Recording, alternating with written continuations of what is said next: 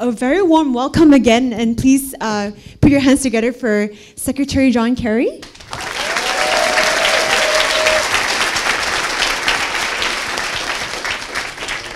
So he definitely took some time from his busy schedule to spend 30 minutes with us today, so we're very, very lucky.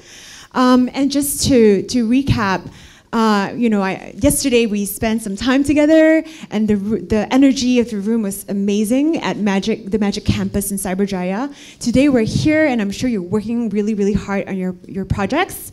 Senator or Secretary Kerry, just to recap, we have about 128 participants here from 10 ASEAN countries, out of, I believe, 900 applications.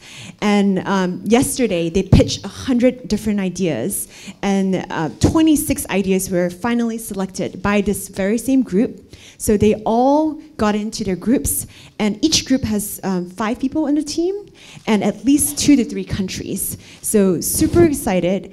We're all here today to have a chat with you. And so, yeah, I think before, I guess I'll pass on the mic to you to say a few words. Thank you, Cheryl, very, very much. Well, let me tell you, I am really excited to be here with you. This is probably the best part of my day.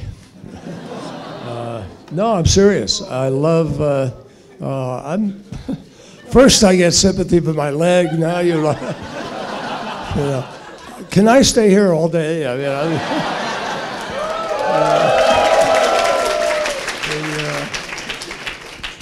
I mean, you don't believe me, but I really am excited to be here because this is, for a lot of reasons, First of all, I represented Massachusetts in the United States Senate for 28 years plus.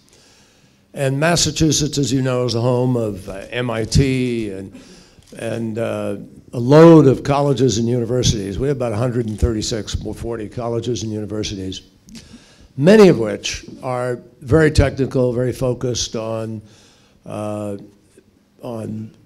innovation and research and development and the creation of new products. And as I think many of you know, the internet itself came out of early efforts of part of Massachusetts combined with other people in our greatest research organizations, and we've had huge historic breakthroughs coming out of our state. We are an innovation state together with California, a few other, Northern Virginia now is a huge technology center, and we found that the combination of education and technology, and of course people like you, who want to apply your minds to ways to try to harness technology and research and an idea and put it into practice, is what really changes the world.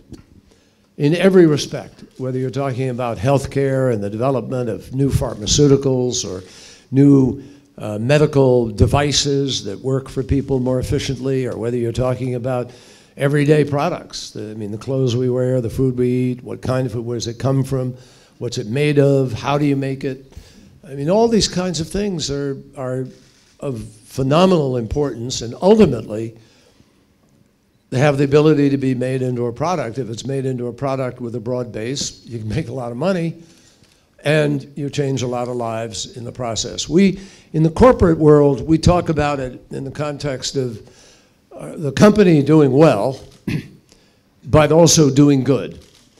Because you do well in terms of money and making money, and it's a profitable company, but good things come out of it that have an impact on lives of people everywhere. I have a friend in Massachusetts and New Hampshire who is an inventor. I mean, he's invented the most amazing things. His name is Dean Kamen. He lives in New Hampshire, works out in New Hampshire in Manchester, and many of you have seen, I mean, you've seen the, I've forgotten even the name for it, what? Segway? Yeah, the Segway. There you are, you're way ahead of me.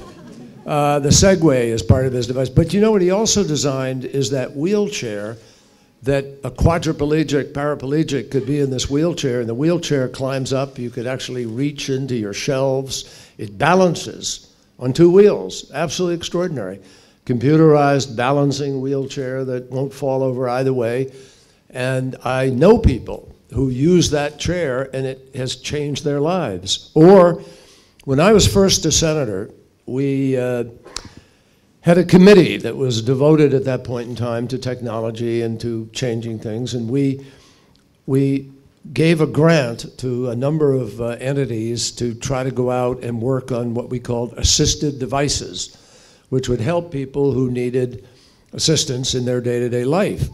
So they developed what is today's technology, where people speak through a computer. You know, you're talking to the computer, and the computer talks for you, and so forth. So there's so many possibilities. They're just endless possibilities. There are a lot more practical kinds of things, too.